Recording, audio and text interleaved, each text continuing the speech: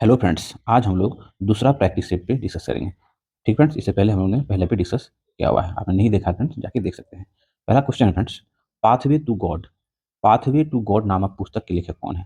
तो friends, pathway to God नामक पुस्तक के लेखक जो है वो महात्मा गांधी जी हैं।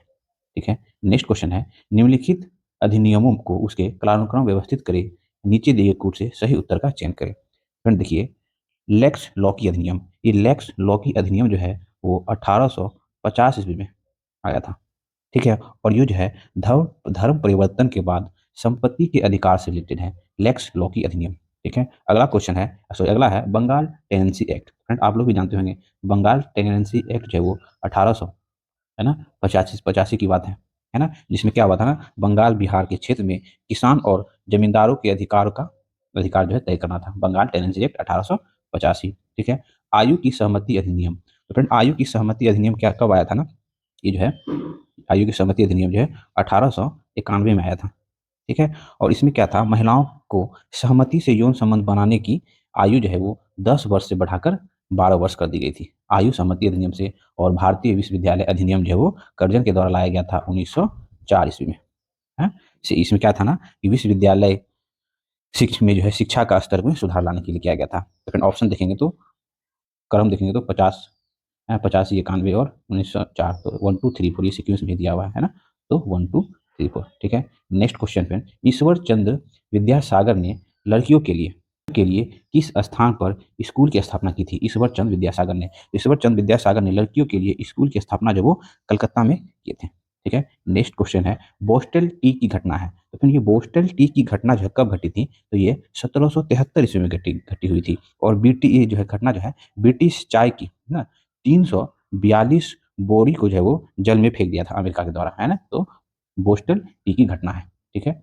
नेक्स्ट क्वेश्चन है फ्रेंड, नाई धोबी बंद सामाजिक वायकोट वायकोट का एक स्वरूप था जो 1919 में घटित हुआ था। ये क्या था? तो किसानों द्वारा प्रतापगढ़ जिले में चलाया गया था, है ना। नाई धोबी बंद सामाजिक बाइकआउट का स्वरूप क्या था? तो किसानों द्वारा प्रतापगढ़ जिले में चलाया गया था 1919 ईस्वी में। ठीक है। अगला क्वेश्चन फ्रेंड, संगम युग में उदयपुर किसके लिए प्रसिद्ध था? तो संगम युग में जो उदयपुर जो है वो, है ना, कपास के व्यापार का एक जो है महत्वपूर्ण केंद्र हुआ करता था उदयपुर। ठीक है। नेक्स्ट क्वेश्चन फ्रेंड देखिए, सूची 1 सूची 2 को सुमिलित करना है। ठीक है। फुतुह उस फुतुह उस सलातीन जो है वो किसकी रचना है? तो फिर वो अब्दुल मलिक ईसामी की रचना है। ठीक है। फतुहात ए फिरोज शाही जो है वो फिरोज शाह तुगलक की रचना है। तारीख ए फिरोज शाही जो है वो जलाउद्दीन बर्नी की रचना है। और जखेन उल फुतुह जो है वो अमीर खुसरो की रचना है। ठीक फ्रेंड्स।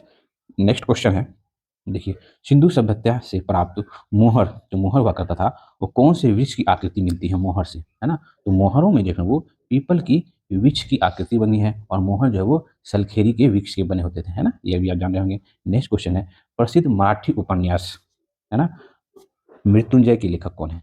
तो मृत्युंजय के लेखक जो है वो शिवाजी सावंत, जो कि मराठी उपन्यास है, क्या नाम है? तो मृत्युंजय। तो उसके लेखक कौन है? तो शिवाजी सावंत है। ठीक है। अगला क्वेश्चन है, निम्नलिखित में से किस घटना ने ब्रिटिश ईस्ट इंडिया को कंपनी को जो है बंगाल का सूबे का वास्तविक मालिक बनाया गया? ध्यान रखें, क्या तो वास्तविक मालिक बना गया था? तो वो बक्सर की लड़ाई से ना बाद जो है ना वास्तविक मालिक बन गया था। तो बक्सर का युद्ध कब हुआ था? तो 22-23 अक्टूबर, है ना, 1764 ईस्वी को हुआ था। तो ये प्लासी का युद्ध कब हुआ था? तो 23 जून 1757 ईस्वी को हुआ था। अगला है, जहांगीर ने किसे नादिर उल असर की किताब से नवाजा था? तो जहांगीर जो है नादिर उल असर के किताब से जो है उस्ताद मंसूर को नवाजा था। और ये क्या था, वो प्रसिद्ध चित्रकार थे मंसूर जहांगीर के दरबार में। ठीक है। अगला क्वेश्चन है, गजनी का सुल्तान महमूद किस चोल राजा के समकालीन था? तो गजनी का जो सुल्तान महमूद था वो किस चोल राजा के समकालीन था? तो वो राजेंद्र प्रथम के समकालीन था। ठीक है। अगला क्वेश्चन है, राज सागर जलाशय का निर्माण किस राजवंश के शासकों द्वारा हुआ था? तो अंतराज सागर जलाशय का निर्माण जो है वो, है ना, विजयनगर राजवंश में हुआ था। और विजयनगर की स्थापना जो है वो 1336 ईस्वी में हरिहर एवं बुक्का नामक दो भाइयों ने किया था। पाल वंश का स्थापना कौन किया था? गोपाल ने किया था 750 ईस्वी में किया था। चोल वंश का स्थापना किसने किया था? तो विजयालय चोल ने किया था 850 ईस्वी में किया था, है ना। मराठा को तो जान ही रहे कौन, तो छत्रपति शिवाजी 1674 ईस्वी में। ठीक है। नेक्स्ट क्वेश्चन पे, मंगोल शासक चंगेज खां की मृत्यु कब हुई थी? तो मंगोल शासक जो था चंगेज खां की मृत्यु वो 1227 ईस्वी में हुई थी। अगला क्वेश्चन है, गीजाली किसके शासनकाल में प्रसिद्ध रचनाकार थे? तो गीजाली जो है किसके शासनकाल में प्रसिद्ध रचनाकार थे? तो गीजाली जो है वो अकबर के शासनकाल में प्रसिद्ध रचनाकार थे। नेक्स्ट क्वेश्चन है, स्वतंत्रता के अधिकार में सबसे प्रमुख अधिकार कौन सी है? तो स्वतंत्रता के अधिकार में सबसे प्रमुख अधिकार है जीवन और व्यक्तिगत स्वतंत्रता का अधिकार। ठीक है, जो कि 21 में है ना, आर्टिकल 21 में है। अगला क्वेश्चन है, भारत का राष्ट्रपति एकल हस्तांतरणीय मत के जरिए समानुपाती पद्धति द्वारा निर्वाचित होता है। यह निहित है कि यह निहित क्या है? तो प्रत्येक निर्वाचित संसद या विधायक मतों की संख्या समान होती है ना, ये निर्धारित करता है। एकल समानुपाती मत पद्धति द्वारा ना राष्ट्रपति का चुनाव किया जाता है। नेक्स्ट क्वेश्चन है, राज्य के नीति निर्देशक तत्व के संदर्भ में निम्नलिखित कथनों पर विचार कीजिए। तो राज्य के नीति निर्देशक तत्व जो है भारतीय संविधान के अनुच्छेद कितना में है? तो 36 से 51 तक है फ्रेंड्स। तो जिसमें नीति निर्देशक तत्व में जो है क्या है, ये न्यायालय द्वारा परिवर्तनीय नहीं है। बिल्कुल सही है, नीति निर्देशक तत्व जो है वो न्यायालय द्वारा परिवर्तनीय नहीं है, ध्यान रखेंगे, है ना। कानून निर्माण में इस सिद्धांत को लागू करना राज्य का कर्तव्य होता है। नीति निर्देशक तत्व में जितनी बातें कही गई हैं वो सभी फिर वो राज्य पर डिपेंड करता है कि वो अपने स्टेट में लागू करे या ना करे। तो इसका ऑप्शन क्या होगा ना, ऑप्शन बी। दोनों स्टेटमेंट में क्या है, दोनों कथन सही है। नेक्स्ट क्वेश्चन है, भारतीय दंड संहिता की कौन सी धारा महिलाओं की सहमति के बिना गर्भपात कराना अपराध से संबंधित है? तो फ्रेंड आईपीसी की धारा 313 में यह बात वर्णित है। अगला क्वेश्चन है, सॉरी, वैसे संसाधन जो वर्षों के उपयोग से समाप्त हो जाते हैं उसे क्या कहते हैं? तो फिर अनवीकरणीय ऊर्जा स्रोत कहते हैं। जैसे क्या हो गया ना, कोयला, पेट्रोलियम, प्राकृतिक गैस, ये सब क्या है ना, अनवीकरणीय ऊर्जा के स्रोत हैं। ठीक है, और एक होता है नवीकरणीय ऊर्जा के स्रोत, जैसे सौर ऊर्जा, पवन ऊर्जा, वो जो नवीकरणीय ऊर्जा के स्रोत होते हैं। और अनवीकरणीय जो वैसे संसाधन जो वर्षों के उपयोग के बाद खत्म हो जाएंगे, कोयला हो गया, पेट्रोलियम हो गया ना, ये सब हो गया। अगला क्वेश्चन है फ्रेंड्स, भूदृश्य पर जल, पवन एवं हिम जैसे विभिन्न घटकों के द्वारा होने वाले क्षय को कहते हैं। तो फिर वो अपर्दन कहते हैं। अपरदित होता है ना, तो जल से, पवन से, हिम से जो घटना घटित होती है उसे अपर्दन कहते हैं। नेक्स्ट क्वेश्चन है, भारत के उत्तरी पश्चिमी भाग में अमेरिकी कपास अमेरिकी कपास की किस्म को किस नाम से जाना जाता है? तो भारत के उत्तर पश्चिमी भाग में अमेरिकी कपास को जो है फिर वो ना नरमा नरमा के नाम से जाना जाता है। ठीक है, ये बोरो जो है वो कपास के पौधे की एक भाग होता है, बोरो। ठीक है, और रोबोटा जो है वो कपास कटाई का एक मशीन है। और अरेबिका अरेबिका जो है वो क्या है, तो कॉफी की किस्म है। ठीक है, नेक्स्ट क्वेश्चन है, निम्नलिखित में से किस नदी को व्यथ व्यथ के नाम से जाना जाता है? मतलब व्यथ के नाम से भी जाना जाता है। तो झेलम को जो है वो व्यथ के भी नाम से जाना जाता है। और ये जास्कर, श्योक ये जो है सिंधु की सहायक नदी है। और तावी जो है वो चिनाब की सहायक नदी है। ठीक है, अगला क्वेश्चन है, टीई पर्वत किस राज्य में स्थित है? तो फ्रेंड टीई पर्वत जो है वो नागालैंड राज्य में स्थित है, टीई पर्वत। नेक्स्ट क्वेश्चन है, कोयला का जलना किस अभिक्रिया का उदाहरण है? तो फ्रेंड कोयला का जलना जो है संयोजन अभिक्रिया का उदाहरण होता है, कोयला का जलना।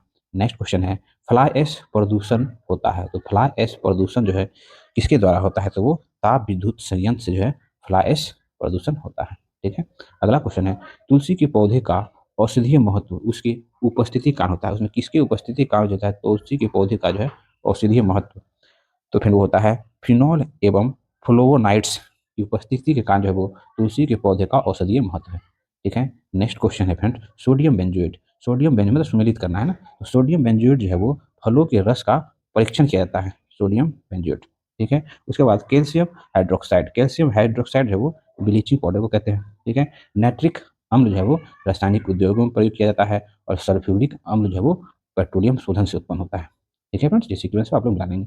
नेक्स्ट क्वेश्चन है, कौन सा एक आवश्यक तत्व है जिसका उपयोग प्रोटीन के संश्लेषण में किया जाता है? तो फ्रेंड प्रोटीन के संश्लेषण में जो है नाइट्रोजन का प्रयोग किया जाता है।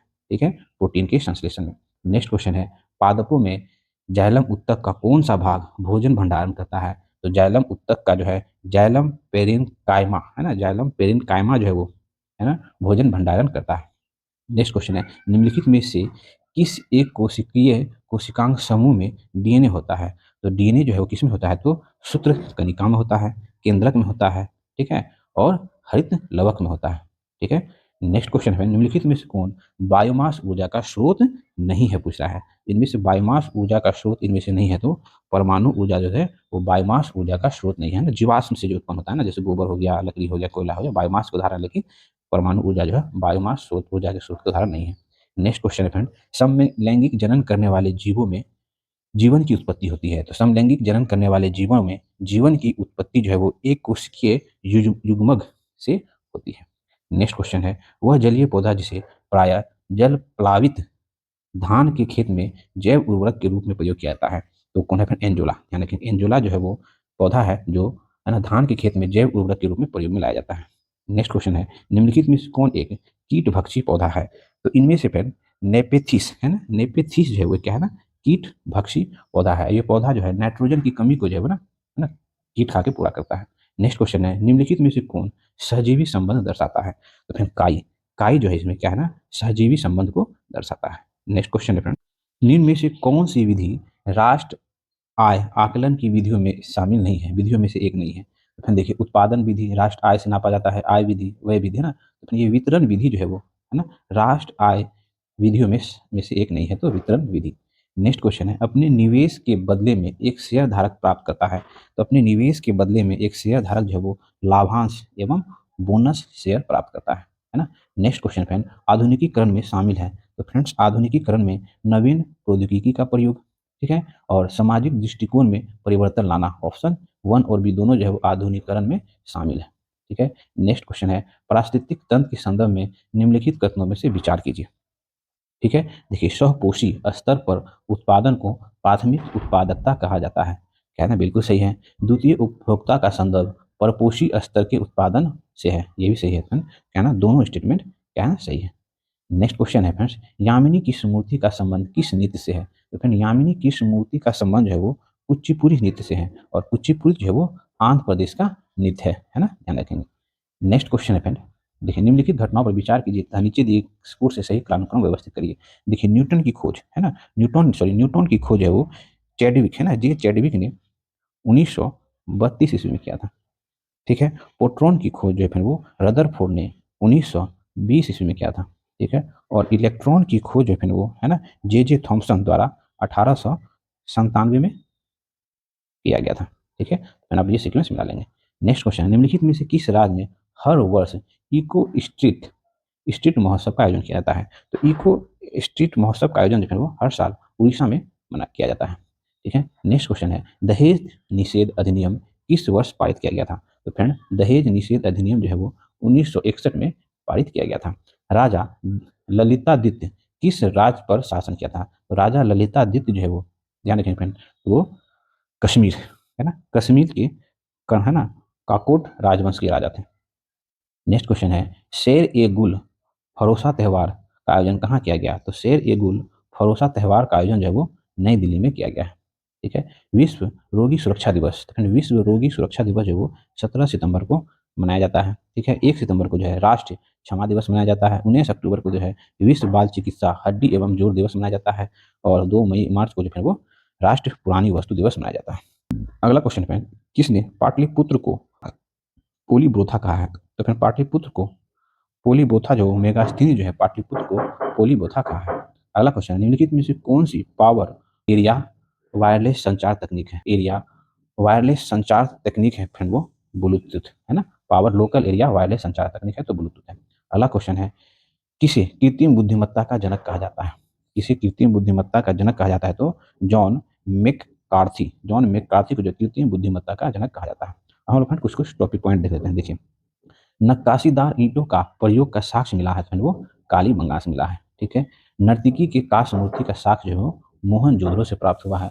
शवों को दफनाने की प्रथा का प्रचलन जो है वो प्राप्त हुआ तो हड़प्पा में हुआ है। शवों को जलाने की प्रथा का प्रचलन जो है वो मोहनजोदड़ो से प्राप्त हुआ है। 3 मुख वाले देवता की मूर्ति प्राप्त हुई है तो वो मोहनजोदड़ो से प्राप्त हुई है। मिट्टी द्वारा निर्मित हल का साक्ष्य मिला है तो वो बनावली से मिला है, ठीक है।